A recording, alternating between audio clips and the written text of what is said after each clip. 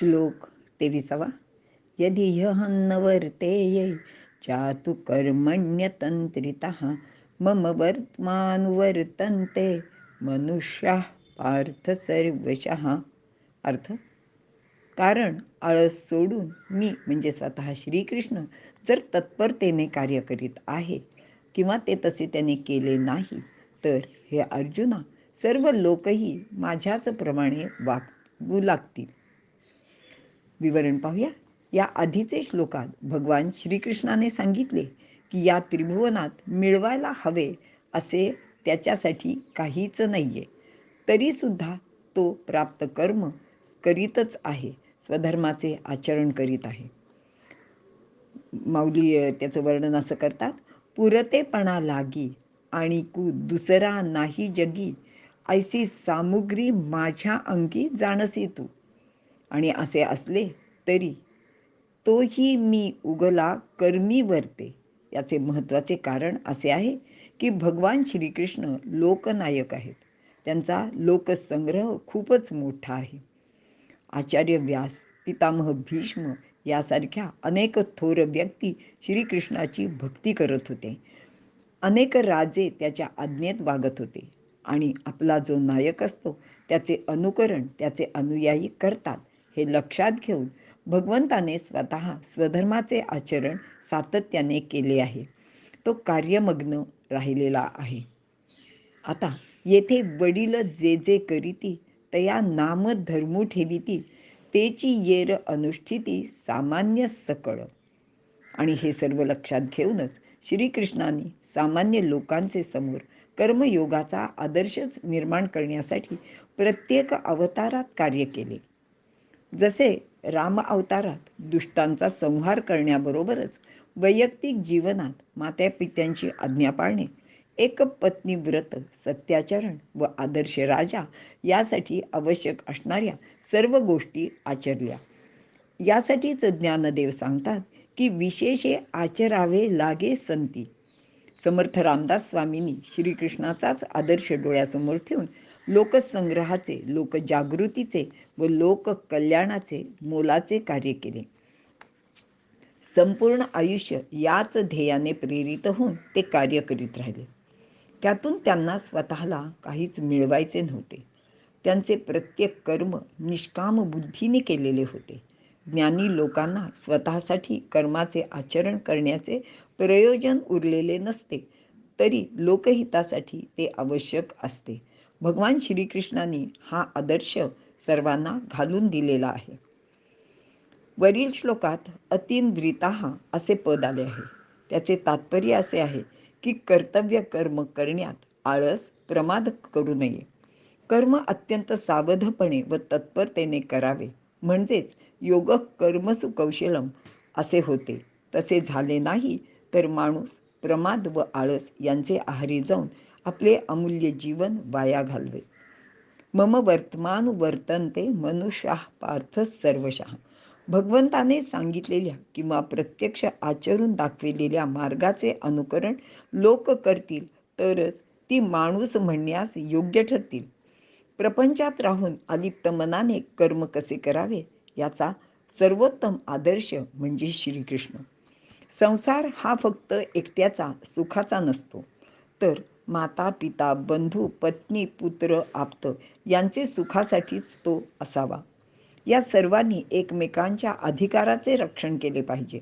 तसेच सर्वांनी आपापल्या कर्तव्याचे पालनसुद्धा केले पाहिजे.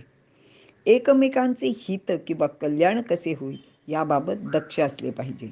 भगवान श्रीकृष्ण सांगतात की ते कृतकृत्य, पूर्ण काम, सर्व प्रकारे सुखी आनंदी असल्यामुळे जर ते कर्मापासून निवृत्त झाले असते तर कदाचित चाललेच असते.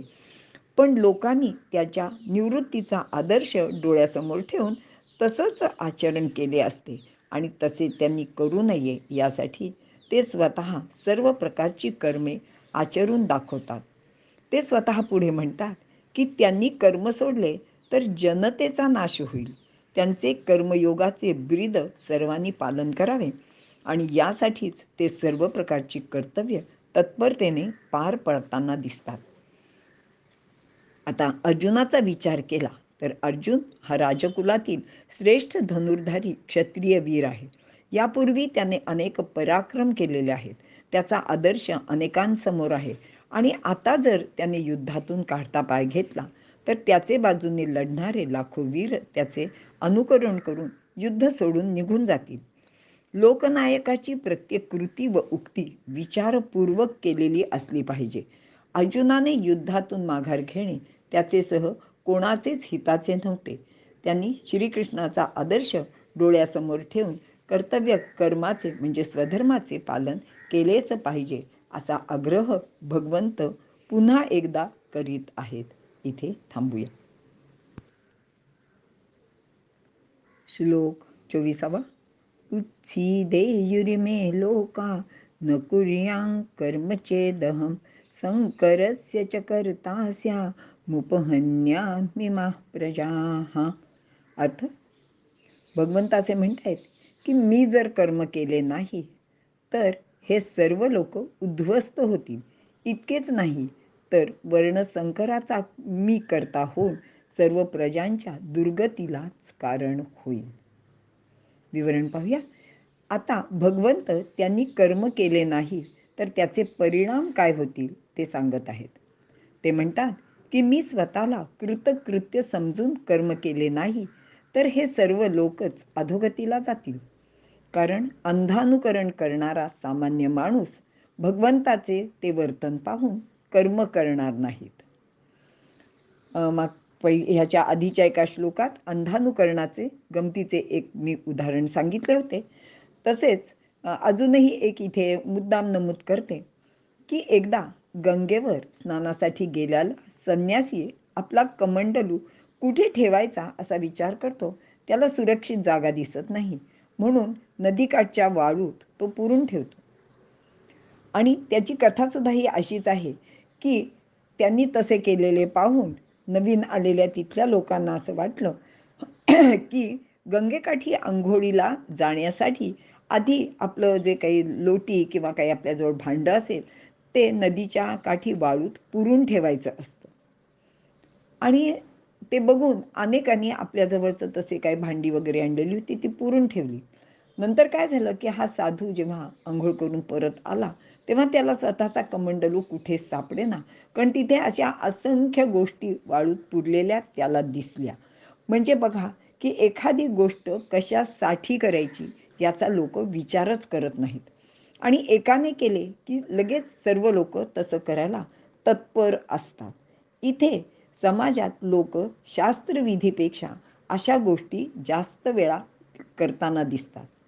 आता अलीकडे आपल्या लग्नाकार्यात मेहंदी सोहळा, नाच गाणे, अनावश्यक किमती कपडे, डेकोरेशन, फटाक्यांची आतषबाजी इत्यादी गोष्टींचा धुमाकूळ चाललेला दिसतो.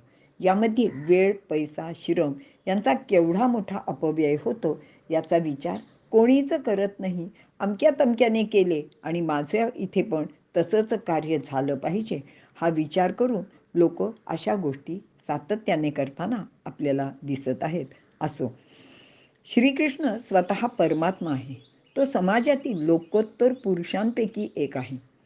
समाजाचे नेतृत्व समर्थपणे करणारा तो नेता आहे. अशा परिस्थितीत त्याने कार्य करायचे सोडले तर सर्वजण त्याचे अनुकरण करायला लागून प्रजा नष्ट होण्याचे मार्गाला लागेल आणि याला तो स्वतःच कारण ठरेल. तो स्वतः प्रजापालक प्रजेचे हित पाहणारा आहे. म्हणून त्याने कर्म करण्याचा स्वतःचा आदर्श सतत लोकांपुढे ठेवला होता. समाजात बुद्धिमान लोकांनी अध्ययन व अध्यापनाचे कार्य केले नाही तर चांगल्या शिक्षणाचे अभावी शिक्षणाचा दर्जा कमी प्रतीचा होईल. लोक सुशिक्षित व सुसंस्कारित असले तरच सुदृढ समाज निर्माण होईल. आजच्या शिक्षण पद्धतीत निर्माण झालेली दुरावस्था याचे परिणाम आहेत. केवळ जातीनिहाय आरक्षण पद्धतीने योग्य लायक व्यक्ती डावलल्या जातात. तसेच क्षत्रियांनी जर समाज व राष्ट्र रक्षणाचे कार्य सोडले तर शौर्य, तेज, वीर्य, युद्ध कौशल्य इत्यादी गुण नाहीसेच होऊन जातील. समाज व राष्ट्र निस्तेज होईल. राष्ट्रावर परचक्र येईल. देश परतंत्र होईल. लोकांना पुन्हा एकदा गुलामीचे जीवन जगायला लागेल. लोक अडाणी, आळशी, विचारहीन, कृतीशून्य झाले तर स्वार्थी लोकांचे फावते. समाजाचे चित्रच बदलून जाते. प्रजेचा नाश होतो. संकर म्हणजे संकट किंवा कोणाचेही काम कोणीही करणे. यामध्ये त्या व्यक्तीचे विशिष्ट कामातील विशेष कौशल्य न पाहता काम केले जाते. मग ते योग्य प्रकारे होत नाही. समाजातील या सर्व दुरावस्थेची जबाबदारी समाज नेत्यांवर येते आणि हे स्वतः श्रीकृष्णाला चांगलेच माहीत होते. श्रीकृष्ण यादव कुलातील श्रेष्ठ, बुद्धिमान, कर्तृत्ववान असा पुरुष होता. त्याने स्वकर्तृत्वाने द्वारकेसारखे संपन्न राष्ट्र निर्माण केले होते. त्याचमुळे यादवांना मान, प्रतिष्ठा, वैभव प्राप्त झाले होते. म्हणूनच समर्थू जो येथे आथिला सर्वज्ञ ते, तेणे सविशेषे कर्माते त्यजावे ना, असे ज्ञानदेव सांगतात. इथे आपण थांबूया. श्लोक 25. सक्ताः कर्मण्य विद्वांसो यथा कुर्वन्ति भारत, कुर्यात् विद्वांस्तथा सक्तश्चिकीर्षुर्लोकसंग्रहम्. अर्थ, हे अर्जुना किंवा हे भारता, ज्याप्रमाणे कर्मात आसक्त झालेले अज्ञानी लोक कर्मे करतात, त्याचप्रमाणे लोकसंग्रह करू इच्छिणाऱ्या विद्वानांनी, ज्ञानी पुरुषांनी आसक्ती सोडून आपली कर्मे करावीत. विवरण पाहूया.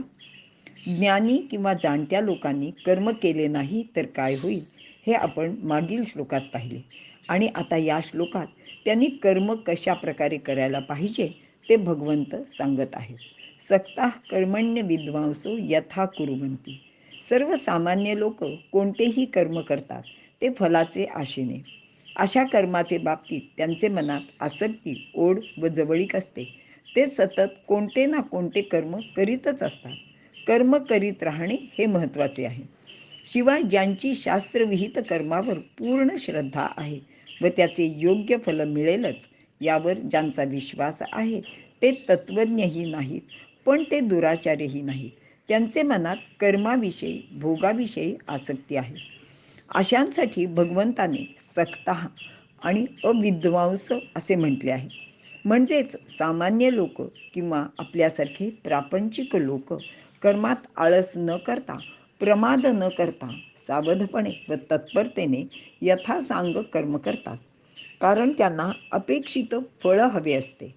आपल्या कामात थोडी जरी कुचराई किंवा चालढकल झाली तर त्यांना अपेक्षित फळ मिळणार नाही हे त्यांना पक्के ठाऊक असते. म्हणून ते तत्परतेने कर्म करतात आणि याच तत्परतेने श्रेष्ठ पुरुषाने कोणत्याही फलाची आशा नसली तरी लोकसंग्रहाचे व लोककल्याणाचे साठी काम करावे. यासाठीच असक्त व विद्वान या शब्दांची योजना केलेली आहे. अशा लोकांचे ठिकाणी कामना, ममता, आसक्ती, वासना, पक्षपात, स्वार्थ यांचा पूर्ण अभाव असतो. म्हणूनच त्यांचे सर्व कर्म यज्ञरूपच असते. त्यांचे ठिकाणी शरीरादी पदार्थांविषयी यत्किंचित आकर्षण नसते. अशांचे सर्व कर्म यज्ञरूपच असते. त्यांची सर्व प्राणीमात्रांविषयी प्रीती, शिवाय मी लोकहिताचे काम करीत आहे अशी भावना मनात नसते. ते केवळ लोककल्याणासाठी काम करतात. लोकसंग्रहाचा अर्थ लोककल्याण, जनतेचे हित, राष्ट्राची उन्नती, लोकांचा अभ्युदय व निःश्रेयस म्हणजे कल्याण असा आहे. ज्ञानी मनुष्य नित्यतृप्त, आत्मसंतुष्ट, इच्छा आणि कामना व द्वेषरहित असतो. त्याला कोणते कर्तव्य उरलेले नसते. तसेच कर्म करून त्याला कोणताच फायदा स्वतःसाठी मिळवायचा नसतो. न करून त्याचे कोणतेच नुकसानही होणार नसते. आणि असे असले तरी लोकांना बुद्धिभ्रंशापासून वाचविण्यासाठी व त्यांचे पुढे निष्काम कर्माचा आदर्श ठेवण्यासाठी त्याने कर्म करणे अत्यंत आवश्यकच असते. फलाच्या उपभोगाच्यासाठी अज्ञानी लोक तत्परतेने कर्म करतात. त्यांची भोगेच्छा जेवढी अधिक तेवढे कर्म करण्यासाठीची त्यांची तत्परता जास्त असते. अशाच तत्परतेने ज्ञानी पुरुषांनी लोककल्याणाचे इच्छेने कर्म करावे. ते कर्म उत्तम रीतीने कौशल्याने परिपूर्ण असावे. ज्ञानी पुरुष सिद्ध झाल्यानंतर चतुर्थ अवस्थेतही परेच्छेने लोककल्याणार्थ प्रवृत्त होतो. चतुर्थ अवस्था म्हणजे संन्यासाच्या वेळी. अशा वेळी कितीही प्रतिकूल अगर भयंकर संकटांना न डगमगता तो आनंदाने काम करीत राहतो. तो स्वतः निस्संग असल्यानेच संकटांना घाबरत नाही. शिवाय मी काही विशेष करीत आहे अशीही त्यांची भावना नसते. आणि याच गोष्टीचे ज्ञानदेव वर्णन करतात की कर्माधारे राहटावे, विश्व हे मोहरे लावावे, अलौकिका नोहावे लोकांप्रती. की त्याचा अर्थ असा आहे की मी काही वेगळं करतोय, लोकांच्या पेक्षा मी काहीतरी खूपच वेगळा आणि मोठा आहे असं त्यांचं वर्तन किंवा अशी त्यांची वृत्ती नसते. स्वतः श्रीकृष्णाने त्याचे संपूर्ण जीवनात असेच निस्संग होऊन अनेक गोष्टी लोककल्याणार्थ केलेल्या आहेत. अशा कर्माचे महत्त्व वाढविण्यासाठी व लोकांसाठी करावयाच्या कामामध्ये कोणतेच काम लहान मोठे अगर प्रतिष्ठेचे किंवा कमीपणाचे मानले नाही.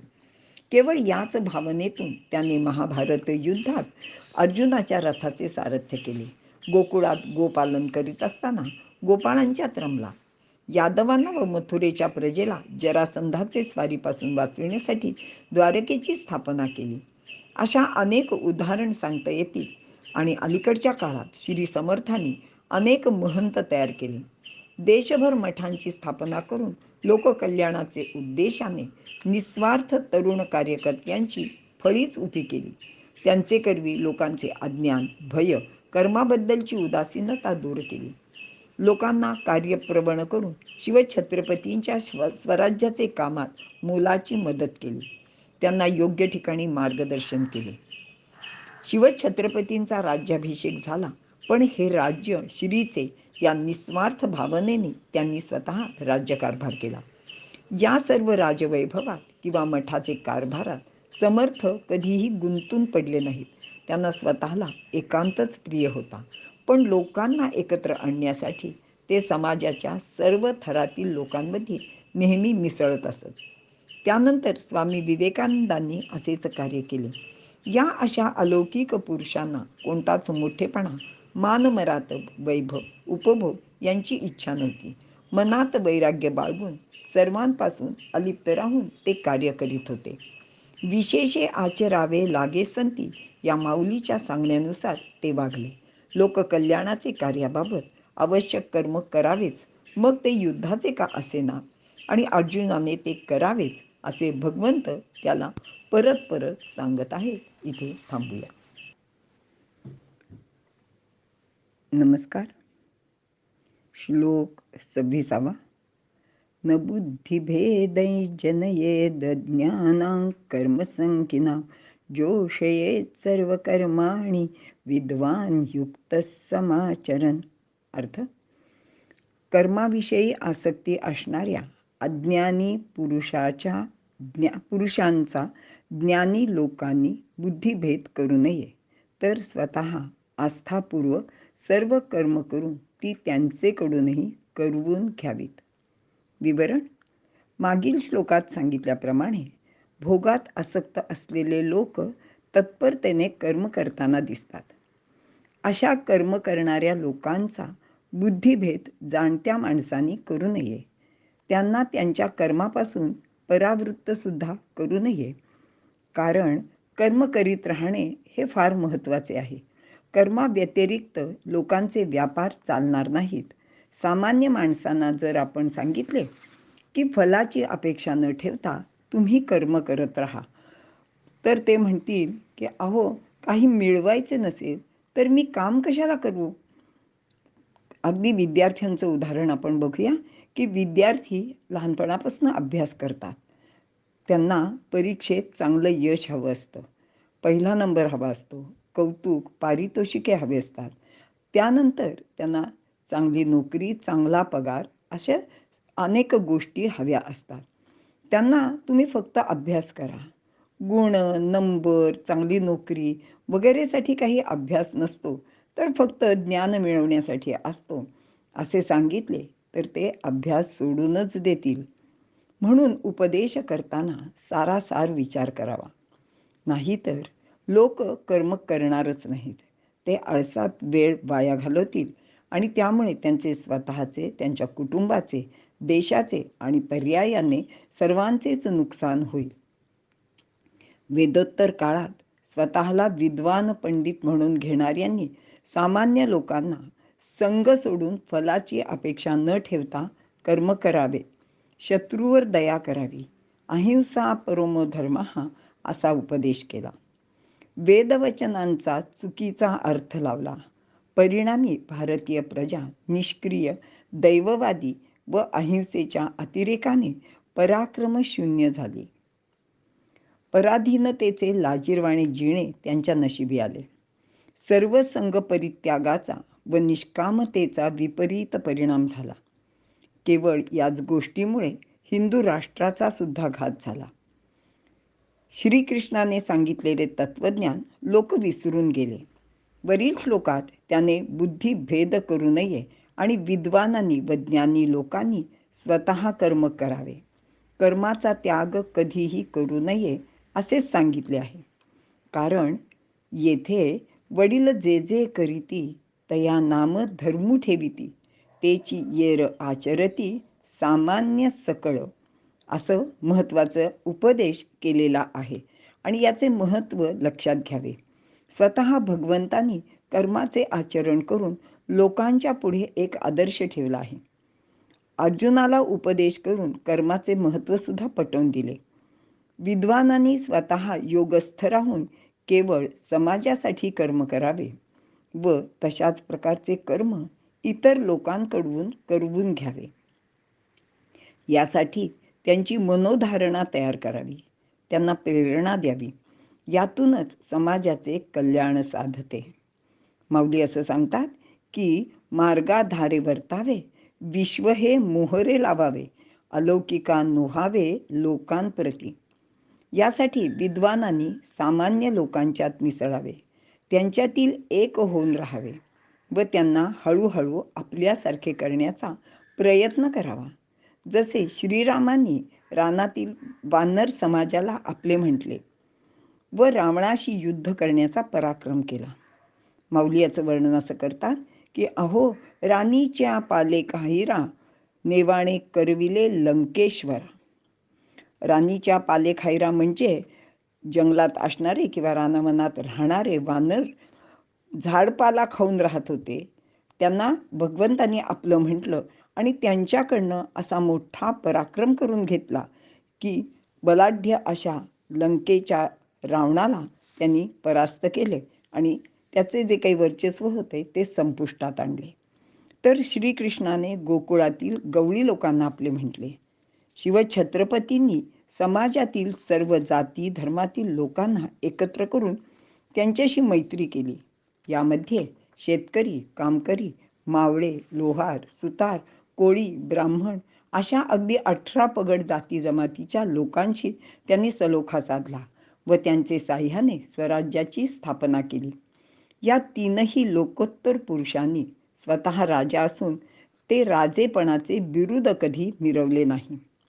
राज्य सगळ्यांचे, आपल्या सर्वांचे आहे, म्हणजेच श्रीचे राज्य आहे असे ते म्हणत. राजाची एक नवीन प्रतिमा जनमानसात तयार केली. राज्य राजांचे नसून सगळ्यांचेच आहे हा आपुलकीचा भाव लोकांचे मनात जागृत केला. कर्म करून स्वतः अलिप्त राहिले, कर्म करण्याची अनेकांना प्रेरणा दिली. ज्ञानी जाणत्या म्हणविणाऱ्या लोकांकडून अशाच कर्माची अपेक्षा भगवंत करत आहेत.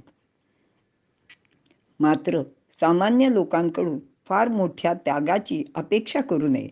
त्यांना फळाची अपेक्षा न ठेवता कर्म करावे असे सांगू नये. त्यामुळेच त्यांच्या कर्म करण्याच्या वृत्तीत बाधा येऊ शकते. आपण त्यांच्याकडे चांगल्या धार्मिक किंवा सामाजिक कार्यासाठी कधी मदत मागितली तर ते लोक यथाशक्ती आणि अगदी आनंदाने अशी मदत आपल्याला देतात. पण निस्संग होऊन तुम्ही ह्या कार्यात सहभागी व्हा असे सांगितले तर ते आपल्याला कोणतीच मदत करणार नाहीत. अगदी शक्य असले तरी आर्थिक मदतसुद्धा ते देणार नाहीत. त्यापेक्षा या लोकांना एक एक गोष्टीचे महत्त्व हळूहळू शिकवावे. आपले म्हणणे गोड बोलून योग्य पद्धतीने त्यांना सांगावे आणि पटवून द्यावे. योगः कर्मसु कौशलम हे भगवंताचे म्हणणे आहे. म्हणजे आपले कर्म जास्तीत जास्त चांगले करण्याचा प्रयत्न करा. त्यात परिपूर्णता असू देत. त्याचबरोबर भूतदयासुद्धा करा. अहिंसेचे उगाच स्तोम न माजवता शत्रू आणि मित्रातील भेद लक्षात घ्या. जग मिथ्या आहे, संसार असार आहे, असा सरसकट सर्वांना उपदेश करू नये. कारण यातूनच समाजात निवृत्तीचे महत्त्व वाढते, अनिष्ट प्रथा निर्माण होतात. मग सामान्य माणूस कर्माला कमी लेखून निवृत्तीचे मार्गावर जाण्याचा प्रयत्न करून कर्माकडे दुर्लक्ष करतील. सर्व सोडून एक दिवस आपल्याला जायचेच तर आहे, मग वैभव कशाला, अशा विचाराने जर लोक प्रेरित झाले तर समाज दरिद्री होईल. समर्थ रामदासांनी श्रीकृष्णाचे हे सांगणे नीटपणे ध्यानात ठेवले आणि त्यांनी सामान्य लोकांना प्रपंचाचे महत्त्व विशद करून सांगितले. तो नेटका करा. आपल्या कार्याचा व्याप वाढवा. व्याप तेवढे वैभव वाढेल. इतकेच नाही तर प्रपंची पाहिजे सुवर्ण असेही त्यांनी सांगितले. आपला जर प्रपंच चांगला असेल तर आपण परमार्थसुद्धा करू शकतो. म्हणूनच चांगला प्रपंच करून माणसाने परमार्थाकडे नीट लक्ष द्यावे. ज्याला परमार्थ चांगला ज्याला प्रपंच चांगला साधला नाही त्याला परमार्थसुद्धा साधणार नाही. माऊली तर म्हणतात की जयाचे ऐहिक धड नाही तयाचे परत्र पुससी काही. म्हणून परमार्थासाठी घरादाराचा त्याग करून संन्यस्त जीवन जगण्याचे काहीच कारण नाही असा समर्थांनी उपदेश केला. आणि या श्लोकाचे हेच खरे सारसुद्धा आहे. भगवंतांनी अर्जुनाला लढण्यासाठी दुष्टांना शत्रूंना ठार करण्यासाठी गीतेचे तत्वज्ञान सांगितले. जाणत्या लोकांनी अज्ञजनांचा बुद्धिभेद करून त्यांना कर्मापासून निवृत्त करू नये. लोकांनी सकाम भक्ती केली तर त्यांना निष्काम भक्तीचा उपदेश करू नये. कारण अर्थार्थी भक्त हा सुद्धा क्रमाक्रमाने भगवंताला प्राप्त होतोच. म्हणून कर्माविषयी ज्यांना आसक्ती आहे त्यांना कर्मापासून निवृत्त करू नये. इथे थांबूया. श्लोक 27. प्रकृते क्रियमाणानि गुणैः कर्माणि सर्वशः अहंकार विमूढात्मा कर्ताहमिति मन्यते. अर्थ: प्रकृतीच्या गुणांनी सर्व प्रकारे सर्व कर्मे केली जातात हे खरे आहे, पण अहंकाराने विशेष मूढ बनलेला माणूस मीच करता आहे असे समजतो. विवरण: मागील श्लोकात सकाम कर्म करण्याचा बुद्धिभेद म्हणजे सकाम करणाऱ्यांचा बुद्धिभेद ज्ञानी माणसाने करू नये, त्यांना त्यांचे कर्मापासून परावृत्त करू नये असे सांगितले आहे. या श्लोकात कर्म कसे होते, कर्माचे कर्तृत्व कोणाकडे आहे याचा विचार सांगितला आहे. सर्वसामान्य माणूस मीच करता आहे असे समजतो. विशेषतः कोणत्याही चांगल्या गोष्टीचे श्रेय तो स्वतःकडे घेतो. परंतु तत्वदृष्टीने विचार केला तर तो करता नाही असे सिद्ध होते. सर्व प्रकारची कर्मे आपोआपच होत असतात, कारण प्रकृतीचे गुणांमुळे अशी कर्मे होतात. प्रकृती म्हणजे प्रकर्षाने केलेली कृती. आपली प्रवृत्ती अशीच प्रकर्षाने केलेली आहे. यामध्ये मानवाप्रमाणेच प्रत्येक प्राणी मात्र पंचमहाभूते, अगदी दगड, माती, वेगवेगळ्या ठिकाणचे पाणी यांची प्रकृती ठरलेली आहे व त्याप्रमाणे प्रत्येकाची कृती असते. प्रकृती 3 गुणांनी तयार झाली आहे. 3 गुण म्हणजेच सत्व, रज आणि तम. प्रत्येक पदार्थाला किंवा प्राणी मात्राला स्वतःचे विशेष गुण असतात. सारे विश्वाचे जीवनच या त्रिगुणाने झालेले आहे. प्रकृते गुणैः कर्माणि सर्वशः क्रियमाणानि. प्रकृतीच्या गुणांनी सर्व कर्मे पूर्णपणे केली जातात. म्हणजेच कोणत्याही कर्माचे कर्तृत्व कोण्या एका माणसाकडे नसून ते प्रकृतीच्या गुणांकडे असते. एखादी इमारत बांधण्याचे काम करायचे असल्यास त्यात सुतार, लोहार, गवंडी असे अनेक लोक प्रत्यक्ष काम करीत असतात. पैकी प्रत्येकाला असे वाटते की मी नसतो तर हे काम काही पूर्ण झाले नसते. कारण गवंडी भिंत, छत इत्यादी बांधतो. सुतार घराच्या दारे खिडक्या तयार करतो. यापैकी एक काम जरी केले नाही तर ते घर अपूर्ण राहते. म्हणजेच ते काम कोण्या एका व्यक्तीचे नसते, ते सर्वांनी मिळून केलेले असते. यापैकी कोण्या एका व्यक्तीमुळे ते काम अडले मात्र निश्चित असते. एक काम पूर्ण होण्यासाठी अनेकांचे सहकार्य तसेच अनेक गोष्टींचे गुण त्यास कारणीभूत असतात. या कारागिरांखेरीज दगड, माती, चुना, वाळू, पाणी, लोखंड, जमीन यांची योग्य प्रमाणात उपलब्धता, शेकडो लोकांचे श्रम, कौशल्य यांची गरज असते. पण एखादा कोणीतरी स्थापत्य विशारद त्याला वाटते आणि तो म्हणतो की हे काम मी केले, अहो ही इमारत मी बांधली. पण वास्तवात हे खरे नसते. ज्ञानदेव छान वर्णन करतात. अगा नगर हे राये केले, या म्हणण्या साचपिण कीर आहे.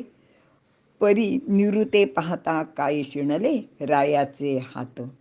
अर्थ असा आहे की एखादी नगरी एखाद्या राजाने वसवली असं सांगतात. पण त्याचा जर असा विस्तृत विचार केला तर हे सगळी नगरी वसवताना प्रत्यक्ष राजांनी काय कष्ट केलेत, त्याला काय शीण झाला आहे त्याचा, तर अनेक लोकांच्या सहकार्याने त्यांनी ही नगरी वसवलेली असते. म्हणून भगवान म्हणतात, मी या कार्याचा करता आहे असे समजणे अज्ञानाचे किंवा मूर्खपणाचे लक्षण आहे. मी करता आहे असे समजणाऱ्यांना विशेष मूढ असे म्हटले आहे. कारण प्रत्येक गोष्ट नियतीने ठरवलेली असते. पंचमहाभूतांची प्रकृती ठरलेली आहे. ती सर्व गोष्टी ठरवते. जसे पाण्याने वाहण्याचे काम करावे, अग्नीने प्रकाश व उष्णता देणे, जाळणे इत्यादी कामे करावीत. निसर्गातील नियमांप्रमाणेच प्रत्येक माणसाचे काम नियतीने ठरवून दिले आहे. ते आपापल्या गुणांप्रमाणे होत असते. माणूस म्हणजे आपण केवळ निमित्त मात्र असतो. एखादी अवघड गोष्ट आपल्या हातून झाली की आपण म्हणतो केवळ मी होतो म्हणून झालं, हां, इतरांना हे अजिबात जमलं नसतं, त्यांच्या म्हणजे काय उनके बस की बात नाही आहे असं जे आपण म्हणतो, तर ते तसं काही खरं नसतं. वास्तविक तसं काहीच होत नाही. कारण येथे कोणाचे कोणावाचून अडत नाही. पण असं जरी असलं तरी प्रत्येकाला प्रत्येक गोष्टीसाठी कोणाची ना कोणाची मदत गरजेचीच असते. कोणी केव्हा काय करायचे ते नियतीने ठरवून दिले असते आणि ते त्याप्रमाणेच घडते. म्हणजे असं बघा की एखाद्या संकटात आपण असतो आणि त्यावेळी एखादा अगदी अनोळखी माणूस येतो आणि आपल्याला मदत करतो आणि आपण म्हणतो की तो अगदी देवासारखा धावून आला. पण तो जो देवासारखा धावून येतो त्याला नियतीने पाठवलेलं असतं आणि ते तसं आधीच ठरलेलं असतं, फक्त आपल्याला त्याची माहिती नसते. म्हणून कोणीही यशाचे म्हणजे मिळालेल्या सिद्धीचे श्रेय स्वतःकडे घेऊ नये. असिद्धीचे म्हणजे अपयशाचे खापरसुद्धा दुसऱ्यावर फोडू नये. असे करणारा अहंकारी माणूस मूढ असतो असे भगवंत सांगतात. अर्जुन युद्धात त्याचे हातून मारल्या जाणाऱ्या आप्त, बंधू, गुरु इत्यादींच्या हत्येचे पाप त्याला लागेल म्हणून युद्ध करायला भीत होता. पण युद्ध हे नियतीने ठरवले आहे. त्यात कोणाचे हातून कोण मरणार हे सुद्धा ठरलेले आहे आणि हाच विचार अर्जुनाने समजून घ्यावा असे भगवंताचे म्हणणे आहे. इथे थांबूया. श्लोक 28. तत्त्ववित्तु महाबाहो गुणकर्म विभागयोः गुणागुणेषु वर्तन्ते इति मत्वा न सज्जते. अर्थ, पण पण हे महाबाहो अर्जुना, गुणविभाग आणि कर्मविभाग व त्यांचे तत्व जाणणारा मनुष्य सर्व गुण हे दुसऱ्या गुणांमध्ये मिसळून परिणाम करीत असतात असे अनुभवून तो आसक्त होत नाही. विवरण: मागील श्लोकात सर्व कर्म नियतीने ठरवून दिल्याप्रमाणे त्यांच्या व नैसर्गिक गुणांनी होत असते. मात्र अज्ञानी लोक स्वतःला त्याचा कर्ता मानतात असे सांगितले. ज्ञानी व्यक्तीला माहीत असते की मानवी कर्मातून प्रकृतीचे गुणच प्रगट होत असतात, म्हणून तो अलिप्त मनाने कर्म करतो. मात्र अज्ञानी माणसाला अशी अलिप्तपणे कर्मे करता येत नाहीत. अलिप्तपणे कर्म करणे म्हणजे साक्षी भाव निर्माण व्हायला लागतो. ज्याप्रमाणे एखादा चित्रपट पाहताना त्यातील सुखदुःखांचा अनुभव त्या क्षणी पाहणाऱ्याला होत असतो, पण त्याच वेळी ती सुखदुःख आपली नाहीत ही जाणीवसुद्धा पाहणाऱ्याच्या मनात असते. त्यामुळे त्यापासून त्यांना अलिप्त राहता येते. तसेच आपले दैनंदिन व्यवहारातील सर्व कर्म आपण करावी. येथील सर्व व्यवहार म्हणजे गुणांचे गुणात वावरणेच असते. तत्ववित्तू महाबाहो गुणकर्म विभागयोः. तत्वविद म्हणजे धर्म किंवा तत्व जाणणारा. गुणकर्म विभाग, गुण आणि कर्म यांचे अनुषंगाने समाजाचे झालेले विभाग. प्रत्येक वेळी याच तत्वानुसार समाजाची विभागणी झालेली दिसते. ती वर्णाश्रम धर्माप्रमाणे किंवा कामानुसार म्हणजे कर्मानुसार, संपत्तीनुसार, सत्तेनुसार किंवा प्रत्येकजण करीत असलेल्या कर्मानुसार असते. प्रत्येकाचे गुण वेगवेगळे असतात. त्याप्रमाणे तो कामाची किंवा व्यवसायाची निवड करतो. पूर्वीच्या काळात विद्वान बुद्धिमान लोक जे ज्ञानदानाचे कार्य करीत त्यांना ब्राह्मण असे म्हणत. आजसुद्धा प्रत्येकाचे व्यवसायाप्रमाणे त्यांच्या जाती जमाती दिसतात. जसे शिक्षक, डॉक्टर, वकील, इंजिनियर, वैज्ञानिक, कामगार, श्रीमंत, मध्यमवर्गीय, गरीब, मालक, नोकर असे अनेक भेद समाजात दिसतात आणि ते असतातच. त्यांचे कर्मानुसार म्हणजेच कामानुसार त्यांची समाजात ओळख असते. जन्माने ब्राह्मण असून आज अनेक जण व्यवसाय करतात. जसे दूधवाले किंवा मिठाईवाले चितळे, पेठे गाडगीळ हे तर सोनार, तर कुलकर्णी परांजपे इमारत बांधकामाचा व्यवसाय करणारे. नाव काहीही दिले तरी वर्ण व वर्ग व्यवस्था प्रत्येक काळात आहेच आणि ती गुणकर्मानुसारच झालेली दिसते. अर्जुनाला लोकसंग्रहाचे महत्त्व भगवान पटवून देत आहेत. कोणाकडून कोणते काम करून घ्यायचे हे नेत्याला कळायला हवे व योग्यतेनुसार कामाचे वाटप व्हायला पाहिजे. आजच्या समानतेचा डांगोरा पिटण्याचे काळात सुद्धा इंजिनियर डॉक्टरचे काम करू शकणार नाही, म्हणून काम देताना त्याची पात्रता, शैक्षणिक पदवी लक्षात घ्यायला लागते. योग्यतेनुसार पद व कामाची जबाबदारी व वेतन म्हणजे मोबदला दिला जातो. समानतेच्या कितीही गप्पा मारल्या तरी निसर्गात कोठेच समानता नाही. प्रत्येकाचे गुण वेगळे आहेत, पात्रता वेगळी आहे. म्हणून म्हणतात की घटाघटाचे रूप आगळे, प्रत्येकाचे दैव वेगळे. श्रीकृष्णाचे उदाहरण घेतले तर त्याने अगदी लहान वयापासून खूप पराक्रम केला, युद्ध केली, त्यात त्याला यशसुद्धा प्राप्त झाले. पण जरासंध हा त्याचा खूप जुना शत्रू होता. त्याला ठार मारणे त्याला शक्य झाले नाही आणि म्हणून ते काम नंतर भीमाने केले. तो हे काम करू शकणार होता हे श्रीकृष्णाला माहिती होते, म्हणूनच तो जरासंधापासून दूर राहिला. श्रीकृष्णानंतर माणसाची अशी जाण शिवछत्रपतींना होती, म्हणून बलाढ्य मुसलमानी सत्तेशी अगदी मोजक्या लोकांना बरोबर घेऊन त्यांनी 2 हात केले. त्यात ते यशस्वी सुद्धा झाले. या जगात सहस्रावधी पदार्थ व जीव आहेत. ही सारी सृष्टी 3 गुणांच्या कमी अधिक प्रमाणातील मिश्रणाने युक्त आहे. उदाहरणार्थ, दगडामध्ये तमोगुण अधिक आहे, तर सजीवांमध्ये मानवात जाणीव अधिक आहे. जेवढी जाणीव जास्त तेवढा सत्वगुण अधिक असतो. सृष्टीतील सारे व्यवहार हे गुणांचे गुणात वावरणे असते असे या श्लोकात सांगितले आहे. हे विधान पुढील उदाहरणावरून आपण स्पष्ट करूया. सूर्य उगवल्यावर जगाचे सर्व व्यवहार सुरू होतात हे खरेच आहे, पण त्यातील कोणताच व्यवहार सूर्य करत नाही, तर प्रत्येकजण आपल्या स्वभावाप्रमाणे काम करायला लागतात. जसे कमळे फुले फुलतात, पक्षी उडू पक्षी उडू लागतात, माणसे आपापले दैनंदिन व्यवहार सुरू करतात.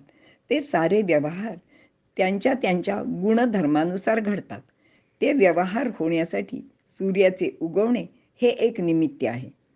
येथे सूर्य काहीही करत नाही, पण सूर्य नसेल तर मात्र हे सर्व घडू शकत नाही. तसेच शरीराला आत्म्याकडून प्रेरक शक्ती मिळते, पण व्यवहार आपल्या गुणांप्रमाणेच केले जातात. म्हणून प्रत्येकाचा व्यवहार वेगळा. त्रिगुणांचे एकमेकावर होणारे परिणाम म्हणजे सृष्टीतील व्यवहार, तसेच सत्व रजतमांचा एकंदर विकासक्रम सुनिश्चित आहे. जसे तोंडात घास घालण्याचे काम आपला हातच करतो, पण पुढील सर्व गोष्टी शरीर धर्माप्रमाणे होतात, तसेच येथील सर्व गोष्टी निसर्गक्रमाने किंवा वर सांगितल्याप्रमाणे नियतीने ठरवून दिल्याप्रमाणे होतात. इथे थांबूया.